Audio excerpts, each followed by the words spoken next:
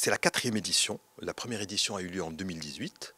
Il s'agit d'une initiative commune entre Sanofi Maroc et la Société marocaine d'endocrinologie, diabétologie, nutrition, SMEDIAN, qui consiste à encourager la recherche dans le domaine du diabète. Concrètement, il s'agit de voir au niveau des centres hospitaliers universitaires, des hôpitaux militaires et au niveau de la médecine libérale, des médecins-chercheurs qui seraient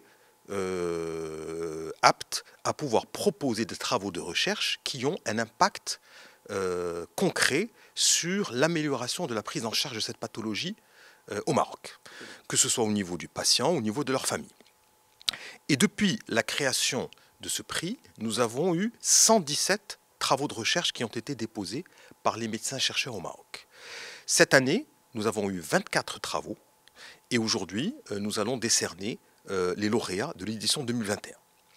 Je voudrais rappeler que cet événement s'organise sous l'égide du ministère de la Santé et de la Protection sociale, ainsi que du ministère de l'Enseignement supérieur, de la Recherche scientifique et de l'Innovation. L'état des lieux, elle a été faite en 2019 dans l'étude Stepways, en collaboration, en partenariat avec le ministère de la Santé et l'OMS. Et la SMEDIAN, elle a fait partie de cette étude. Nous avons à l'époque 10,6% de diabétiques bien déclarés, mais nous craignons qu'il y ait plus que ça, parce qu'il y a des diabétiques qui ne sont pas encore déclarés en cours de route. Et les prévoyances et les statistiques disent qu'il y a au moins 10,10% des Marocains aussi qui peuvent devenir diabétiques dans les années à venir et dans les mois à venir.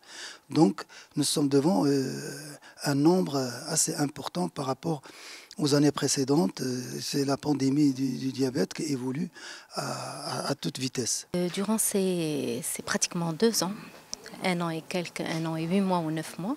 Donc il y a eu beaucoup de soucis dans la prise en charge des patients diabétiques, mais on a beaucoup réfléchi comment les prendre en charge à distance.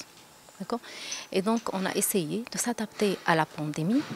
On a, par exemple, dans une structure hospitalière, au lieu d'hospitaliser beaucoup de nombre de patients en hospitalisation classique, où ils vont passer la nuit, on a activé les hôpitaux de jour.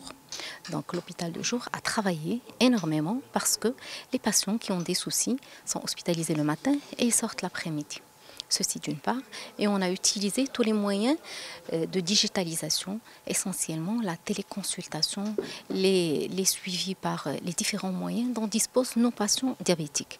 La majorité d'entre eux ont le WhatsApp et donc la surveillance des glycémies, l'adaptation des doses d'insuline, le suivi de l'antibiothérapie, l'évolution des lésions du pied. On a beaucoup travaillé en fonction donc des disponibilités des malades.